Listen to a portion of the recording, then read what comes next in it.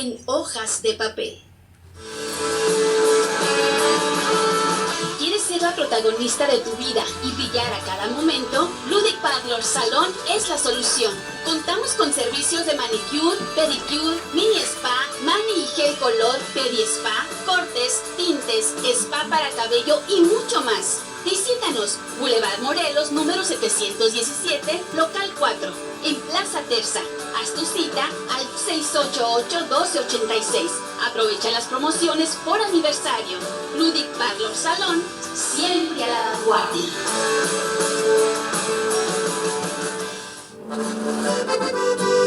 Café Tatiasca, el café del gran señor. Disfruta de un auténtico café 100% orgánico, sembrado, cultivado y cosechado por mujeres náhuatl en la sierra de Zongolica, Veracruz. Disfrútalo mientras te ponen bella en Ludic Salón. Solicítalo al 6622-336232. Café Tatiasca, auténtico de altura.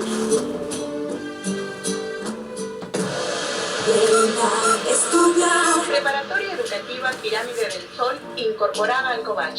Si eres adulto y no has terminado la preparatoria, lo puedes hacer llevando materias en horario de 4 a 7:30 de la tarde. Contamos también con la capacitación de confección de ropa y diseño. Tú puedes hacer tu propia ropa. Informes al teléfono 312-6067 o visítanos en Everardo Monroy, número 76, esquina con Enrique García Sánchez, Colonia Centro. Radio Sol 106.3 FM en apoyo a la comunidad.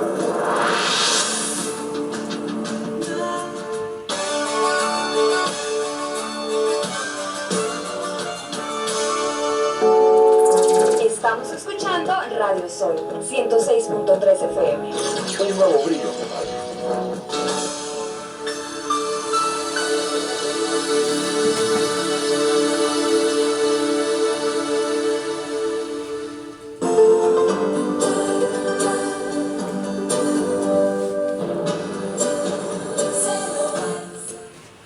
Bien, pues continuamos aquí en Confieso que he leído. Vamos a comentar algo, así sea brevemente, del proceso de esta semana, ¿sí?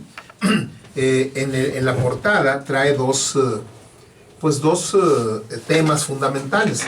Primero es los entretelones de la imposición en la Comisión Nacional de Derechos Humanos. Esto es algo que ya lo comentamos hace unos días para la reflexión. Realmente está muy difícil la situación para Rosario Piedra, por la forma en que llegó, y la verdad una situación que realmente la hija de doña Rosario no se merecía, y bueno, pero pues finalmente lo que hizo el Senado pues ha contado con la aquiescencia de ella, y pues ahí está, ya tomó posesión el sábado pasado, y hay serios problemas. Hay gobernadores que dicen que no le van a hacer caso porque está su elección manchada de ilegalidad, ¿sí? Pero en fin, ¿sí? No más falta que termine por renunciar ante la presión. Hay alcaldes que también dijeron que tampoco le van a hacer caso, aunque ya el presidente del Senado, Ricardo Monreal, dijo que quien no le haga caso a la presidenta de la Comisión Nacional de Derechos Humanos se la va a ver con el Senado y pueden desaparecer los poderes. El punto es que la Comisión Nacional de Derechos Humanos, las recomendaciones de la comisión no son vinculatorias, ¿sí? No son obligatorias, pues, ¿sí? Realmente la comisión en los últimos 20 años de su creación, un poquito más de 20 años, ha ido ganando respeto, ¿sí? Tanto por la forma de ser elegidos sus presidentes como por la misma actuación de la comisión, y aunque ha habido autoridades que no han seguido las recomendaciones de la comisión, en general sí ocurre, ¿sí? Y el otro gran tema, obviamente, es el de Evo Morales, el asilo que polariza, y se pregunta el mismo Evo en una entrevista, larga entrevista, que le hace la revista Proceso, ¿por qué tanto miedo a Evo? Y bueno, y el propio Evo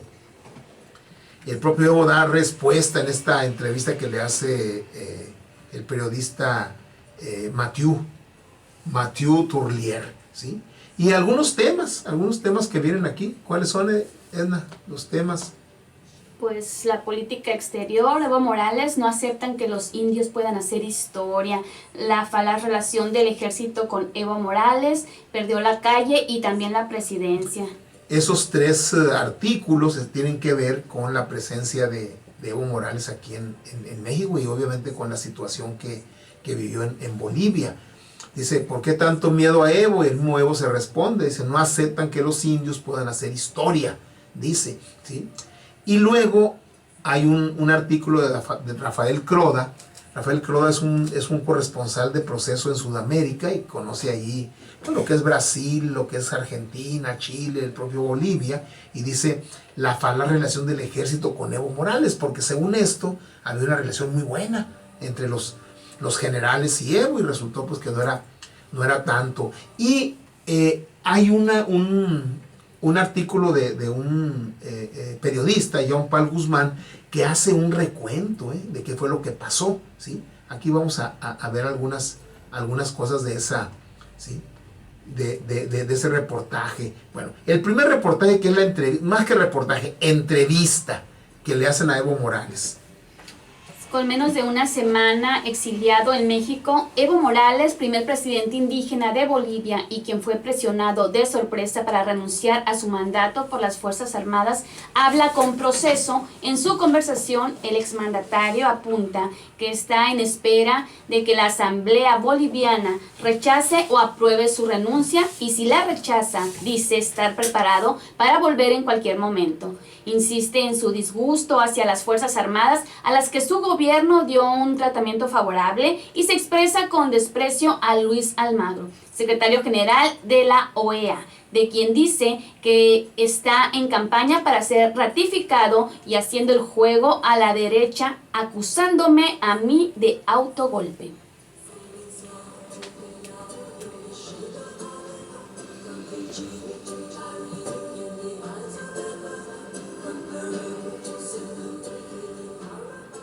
Viene aquí un artículo, digamos, lo insertan. El Proceso tiene la costumbre de que en sus reportajes principales luego inserta ciertas partes que tienen que ver con el reportaje principal. Hay uno que se llama Asilo en México, de Trotsky a los antimaduristas. Y la verdad es que en México, particularmente desde pues, no solo desde el general Cárdenas, desde antes, Sandino en los años 20, fue saliendo ya que de Nicaragua, fue acogido por México. Jacobo Arbenz, que fue derrocado en Guatemala también. Fueron como 25,000 los refugiados españoles que venían huyendo ya de la guerra civil y de Franco en España. Aquí tuvieron asilo. Y Trotsky, el general ruso, León Davidovich Trotsky, que ningún país lo querían, porque le tenían miedo a Stalin, ¿sí? Ningún país lo querían, y el general Cárdenas lo recibió aquí, porque se lo pidió Diego Rivera, y dijo, yo lo voy a alojar aquí en mi casa, ¿sí? Ahí en Coyoacán se le llama la Casa Azul, ahí vivía Frida Kahlo y su esposo Diego Rivera, ahí en pleno Coyoacán. Ahorita es museo, muy visitado por lo demás, porque ahí hay cosas de Frida Kahlo y del propio Diego Rivera. Así es que la tradición mexicana del asilo ya es legendaria, y muy apreciada en el mundo. Aquí han llegado de todos los signos, pero particularmente de gente progresista, ¿sí? Gente progresista, o sea, que pues al finalmente son los que salen en un momento dado perseguidos de sus respectivos países, argentinos, chilenos. Aquí llegó a Hermosillo un arqueólogo que a mí me dio clase aquí en sociología en la Universidad de Sonora, el maestro Julio, ahorita me acuerdo de su apellido, nos daba unas clases, él era chileno. No ponías atención a la clase porque no te acuerdas del apellido. El maestro Julio, arqueólogo, muy buen maestro, estamos hablando de los años 80, ahorita me estoy acordando. Él era chileno, y después en Montané, Julio Montaner, sí, así como Ricardo. Como Ricardo. Montaner. Sí, Montaner, sí, como Ricardo, ya ves. Muy buen maestro, ya estaba grande en aquel tiempo. Aquí estuvo un peruano que también me dio clase Vivas, el maestro José Luis Vivas, sociólogo peruano, también dio clase. Y en la maestría tuve maestros argentinos, ¿sí? Remedi, un pedagogo, psicólogo, pedagogo argentino, Remedi, una maestra chilena, Verónica Edwards. Y bueno, o sea, se nutre, la verdad es que los países se nutren con la migración, y la verdad es que sí, México le dio mucho a los españoles, por ejemplo, refugiados, pero también ellos le dieron mucho a México. El Colegio de México, ¿sí? Que es una institución muy prestigiada, y de ahí se derivó el Colegio de Sonora, donde trabajaba Lupita, y el Colegio de Michoacán, de ahí lo fundaron los españoles en los años 40, lo llamaron la Casa Española, y después fue el Colegio de México. El Centro de Investigación en Docencia Económica, el CIDE, también lo hicieron españoles. O sea, dejan, pues, o sea, siempre la migración, sea de gente laboral, bracero, pues, que viene a usar sus brazos como usar su intelecto. Por eso hay que recibirlos, mucho pues. Mucho maestro cubano, ¿sí? También. Mucho maestro cubano. Bueno, quien le encausó a la deportista Gabriela Guevara, no a la política, que ha quedado muy mal, no, a la deportista Gabriela Guevara, que jugaba básquetbol en Nogales, quien le dijo, oye muchacha, pues tú eres buena para básquet, pero vas a ser mejor como atleta. Fue un cubano. Oye, chica, le dijo. Oye, chica, fue un cubano, ¿no? Y aquí una de mis hijas que llegó a ser campeona de waterpolo, la maestra que los entrenaba, estas muchachitas de 13, 14, 15 años, ¿sí? Fue campeón goleadora, mi hija, de waterpolo. Era genial. Hay una foto de la impresora ahí que no la conocía, como está a la mitad del agua tirando la bola. Era una cubana.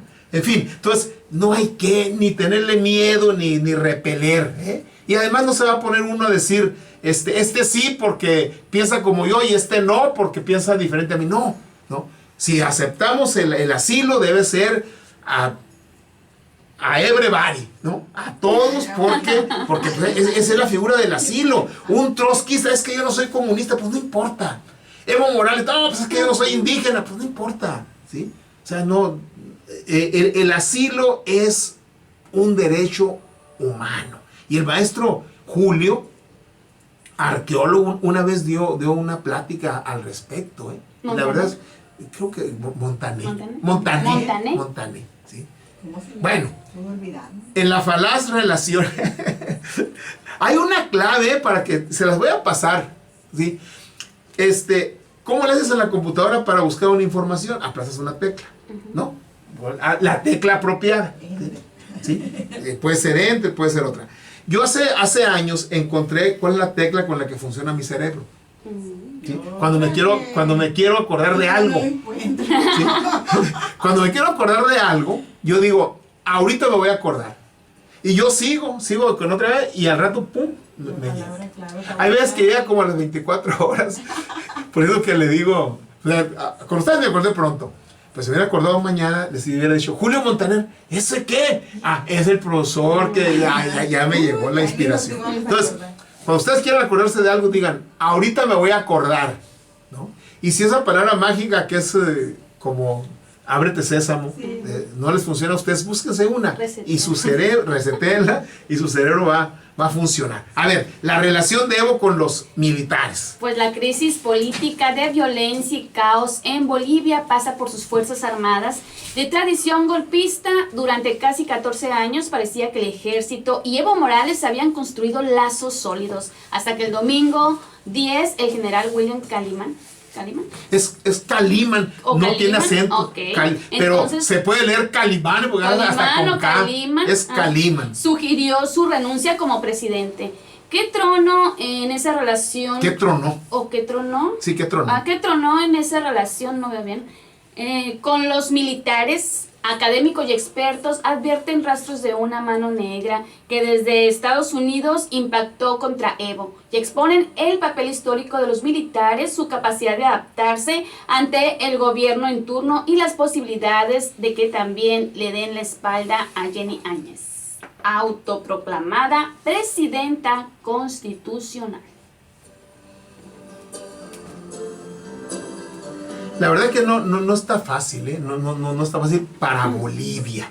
Para Bolivia, pues ni tampoco para Evo. Y la verdad, a mí en lo personal, yo creo que pues hay responsabilidades de ambos. Indiscutiblemente lo que dice aquí, los militares han sido golpistas y seguramente por ahí hubo una mano negra norteamericana.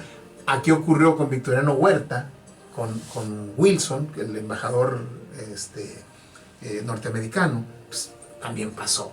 Y ocurrió ya los archivos que ya desclasificó la CIA, dicen que allá con Salvador Allende también fue la CIA, fueron los norteamericanos, o sea que sin duda, pero no hay que dejar de reconocer que desafortunadamente Evo Morales también puso su granito de arena. Y es una lástima que un gobierno tan exitoso, como bien hizo recuento el miércoles de la semana pasada el maestro Vladimir Gómez Anduro, ¿sí? Es una lástima que un gobierno tan exitoso haya tenido cuasi final, porque acaban de filtrar de dar a conocer, más que filtrar, una grabación donde Evo Morales desde México está hablando con los líderes que pues, Evo Morales tiene un gran apoyo en Bolivia, sin duda, de gente muy organizada, ¿sí? Además de gente con poder de convocatoria y con poder económico también. Entonces, dieron a conocer una grabación, el gobierno boliviano, en donde Evo Morales desde México le está diciendo a su gente allá, a los dirigentes que tiene allá en Bolivia, diciéndole al combate, y hay que hacer esto, y allá en Santa Cruz hay que cerrar las vías, que no llegue la comida, o sea, y ya lo acusaron de terrorismo, ¿sí? Y que si pisa Bolivia lo van a prender, o sea, ya está pues casi una guerra civil, es realmente una lástima. Y el artículo que les va a comentar ahorita brevemente, que les va a leer Edna, que lo escribe Jean Paul Guzmán, hace un recuento crítico, pero al mismo tiempo muy fundamentado, ¿sí? De cuál fue pues la vía, ¿sí? El tránsito, el proceso que vivió Evo Morales y de cómo llegó a donde llegó, ¿sí? En donde obviamente hay mano negra norteamericana, sin duda, hay grupos económicos fuertes en Santa Cruz, en varios lugares de Bolivia en contra de él, ¿sí? Pero también, ¿sí? Perdió la calle y perdió la presidencia, ¿sí? Y hace un recuento muy documentado de qué fue lo que ocurrió en los últimos años.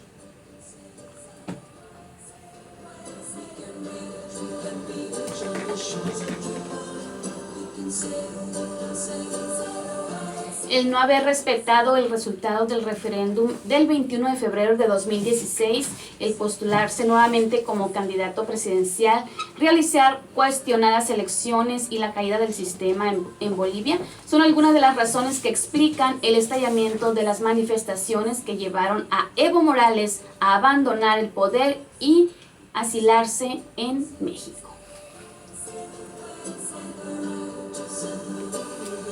Pues simplemente aquí en la introducción, fíjense, ya menciona ahí 3 factores fundamentales. No haber respetado el referéndum del 2016, postularse de nuevo a la presidencia, ¿sí? Realizar unas elecciones en donde se cayó el sistema, donde se le acusa de fraude, ¿sí? Son algunas de las razones. El domingo 10, este reportaje está fechado en La Paz, en La Paz, Bolivia, ¿sí? El domingo 10, cuando la Organización de los Estados Americanos, OEA, dio a conocer que no podía validar la elección presidencial en Bolivia y recomendó nuevos comicios, el gobierno de Evo Morales ingresó en un estado de coma político que derivó en su dimisión y abrió el mayor desafío en los 37 años de democracia ininterrumpida: pavimentar un camino de consensos para salir de nuevo a votar.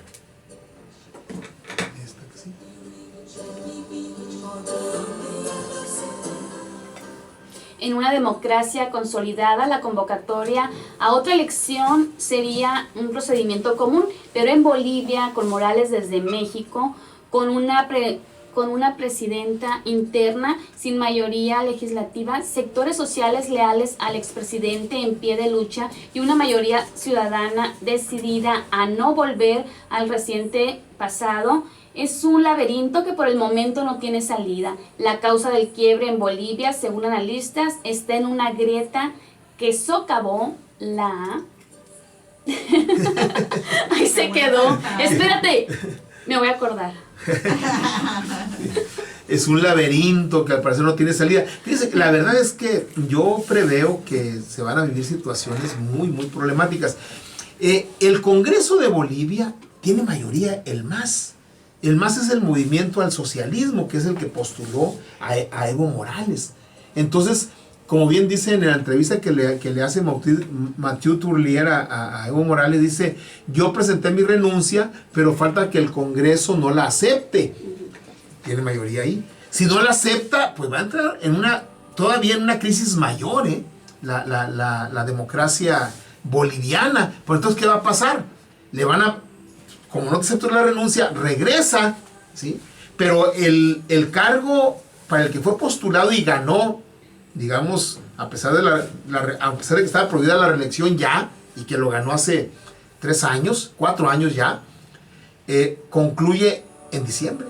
Pero espérate, me dejaste picada con la noticia. ¿Socavó la qué? Ahorita te voy a decir. Ahorita te voy a decir. Entonces, si no le acepta la renuncia al Congreso, ¿sí?, va a entrar en una vorágine aún mayor. Bolivia. La causa del quiebre en Bolivia, según analistas, está en una grieta que socavó. ¿Qué? Que socavó la base del sistema democrático. Muy bien. ¿Cuál es esta base? El no respeto al resultado del referéndum del 21 de febrero de 2016, en el que 51.34% de los votantes rechazó la reelección indefinida de Evo Morales, ante 48.66% que sí la apoyaba. Vean la polarización. Entonces, un demócrata, como yo creo que ya todos los gobernantes debieran de ser, y todos los ciudadanos debiéramos de ser, dice, pues no gané. Así sea, con un voto, no gané y no me reelijo, ¿sí? Tras el resultado, que no le fue favorable, el movimiento al socialismo, el MAS, el partido de Evo Morales, recurrió al Tribunal Constitucional Plurinacional, que viene siendo la Suprema Corte de Justicia de allá, conformado por magistrados designados por la mayoría legislativa que tiene el MAS, o sea, Evo Morales. O sea, fue a modo los nuevos, como lo que está pasando aquí, o sea, los nuevos ministros, bueno, conformado por magistrados designados por la mayoría legislativa de esa organización política que desconoció el voto soberano y concluyó que el entonces presidente, Evo Morales, podía postularse indefinidamente por respeto a sus derechos humanos. Realmente esta interpretación es insostenible. Es insostenible porque, sí, está bien, el derecho humano que tiene este señor a postularse, pues choca con el derecho de más del 50% de los ciudadanos de decir, no queremos que te reelijas de manera indefinida. Y con la sombra de ese fallo, el Tribunal Supremo Electoral convocó en marzo de 2019 a elecciones generales para el presidente y vicepresidente, senadores y diputados a cumplirse el 21 de octubre del mismo año durante el proceso electoral, el TSE, conformado por una mayoría de vocales afines a MAS, que fue el blanco de críticas por 3 causas: no objetar la decisión del Tribunal Constitucional, condicionar sus decisiones al gobierno pese a un órgano independiente y organizar los comicios con dudas sobre su transparencia. Entonces, el Tribunal Superior Plurinacional Constitucional, conformado por gente afín al gobierno de Evo, y el Tribunal Supremo Electoral, que es el equivalente del INE de nuestro país, pues le hizo caso. Entonces, es un riesgo no solo para la democracia como sistema de gobierno, sino que es un riesgo para un país el que los órganos, en este caso judicial, electoral, ¿sí?, estén al servicio del gobierno en turno, el que sea.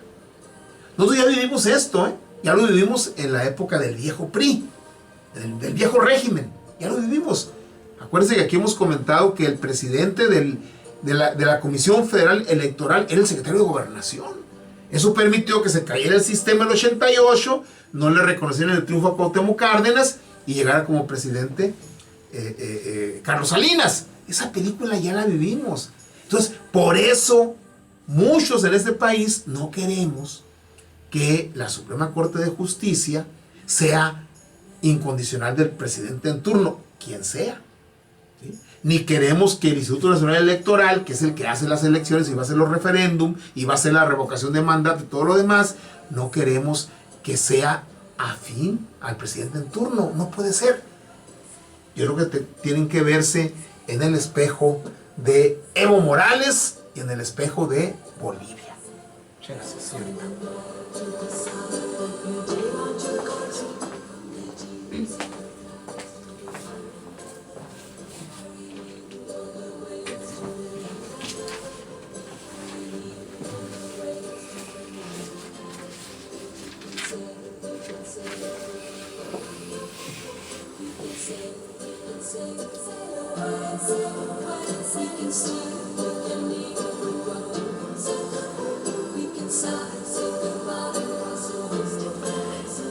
Y nos vamos a la frase del día. Ludic Pablo Salón presente el Confieso que he leído. La frase del día. La educación ha logrado que las personas aprendan a leer, pero ha sido incapaz de señalar lo que vale la pena leer. George Trevelyan, un maestro y pensador británico.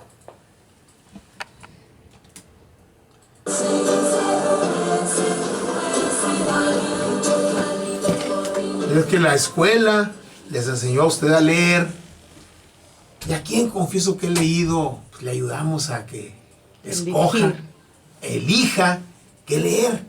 Esta faltante que dice este autor británico que tiene la educación, tratamos de suplirla modestamente aquí en Confieso que he leído. Pero bueno, se acabó el tomo 92 y tomamos nuestro separador aquí en los de abajo. Ya vamos a comentar las últimas cosas de cómo le va a Demetrio, ¿sí? Tomamos nuestro separador, lo colocamos. Y te recuerdo que es un gusto compartir contigo este tiempo y este espacio. Te propongo que mañana los compartamos de nuevo. Buenas noches.